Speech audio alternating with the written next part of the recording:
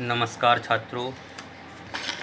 आज कल हमने ये विषय देखा था छायक भाव कि जीव के जो छायक भाव होते हैं वह छायक भाव के जो भेद हैं वह 9 भेद अपन ने बताए थे। ज्ञान, दर्शन, सुख, वीर्य और अंतराय के 5 भेद। ज्ञानांतराय, लाभांतराय, भोगांतराय, उपभोगांतराय, इस प्रकार से हमने चर्चा इसमें की थी। आज जो चर्चा है वह चर्चा इसी संबंध में है कि छायक दानादि संबंधी प्रश्न। यदि छायक दानादि भावों से अभयदान आदि का प्रादुर्भाव होता है तब तो सिद्धों में भी अभयदान आदि का प्रसंग आएगा कि भाई सिद्ध भगवान जो हैं वह अभयदान करते हैं, क्योंकि छायक भाव तो उनके भी होता है। तो कहते हैं ऐसा नहीं है। क्यों नहीं है? क्योंकि जो सिद्ध हो चुके हैं उनके दान आदि का प्रसंग नहीं है। वो सिद्ध तो अपने आत्म स्वरूप में लीन हैं।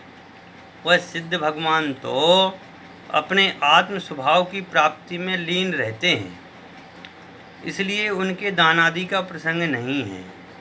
उत्तर में कहते हैं यह दोष नहीं है, अर्थात दानांतराय का क्षय होने से सिद्धों में अभय दान आदि का प्रसंग नहीं आता, क्योंकि जो सिद्ध भगवान होते हैं वह सिद्ध भगवान किसी को किसी प्रकार का दान नहीं करते।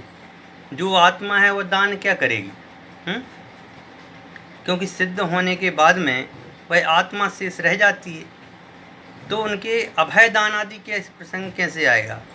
अतः उनके अभयदान आदि का प्रसंग नहीं आएगा, क्योंकि छायक अभयदान आदि का प्रादुर्भाव तो शरीर होने पर होता है। शरीर छायक भाव हुआ, छायक भाव होने से छायक भाव का मतलब है कर्मों का क्षय। और जिनके कर्मों का संपूर्ण क्षय हो गया है उनके नाम कर्म, नाम जो शरीर नाम कर्म है, जिस शरीर है ये कर्म का उदय है, नाम कर्म की पर्याय है, तो ये शरीर भी नहीं है उनके। और उनके जो तीर्थंकर पदवी है वह तीर्थंकर पदवी भी सिद्धों की नहीं है। समझ गए ना? जो सिद्ध हो गए हैं उनके तीर्थंकर की भी पदवी नहीं है, वो किसी पदवी से नहीं है, इसलिए उदय की अपेक्षा तो उनके दानादि भाव होते ही नहीं हैं।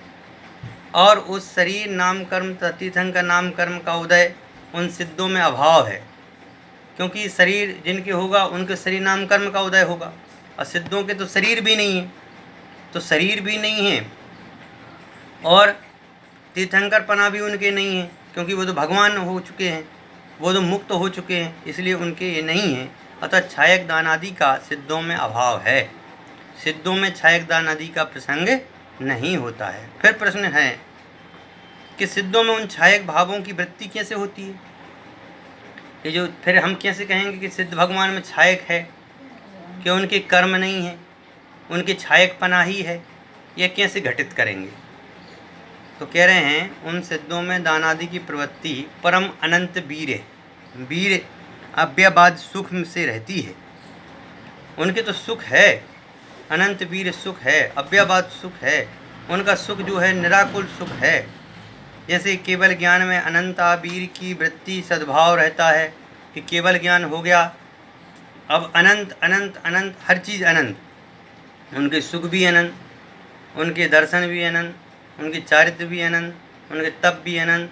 अब वहाँ पर अब कुछ भी नहीं है, निर्विकल्पना है। जैसे केवल ज्ञान आदि अनंत वीर रहता है, उसी प्रकार उस केवल ज्ञान के साथ में छायक दान आदि का अंतर्भाव हो जाता है कि भाई छायक दान है उनके, केवल ज्ञान है उनके, इस भाव का अंतर्भाव वहाँ पर सिद्ध हो जाता है।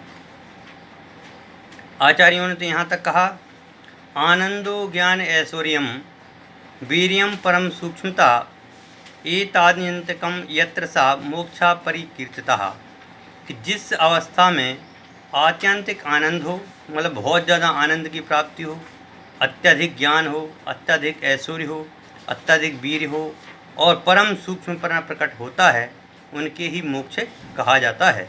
अतः मोक्ष या केवल ज्ञान में छायक ज्ञान आदि गर्भित नहीं होते, कि जब यह मोक्ष हो जाता है जीव को उस समय उनके पास में कोई भी चीज़ शेष नहीं रहती, ना तो वहाँ कर्म रहते हैं, ना वहाँ शक्ति, ना अभयदान, ना कुछ, बस वहाँ पर केवल एक निर्विकल्पना रहता है। इस प्रकार अपन ने आज छायक दान आदि के भाव के स्वरूप को समझा है। आगे इसी और विषय को अपन समझेंगे।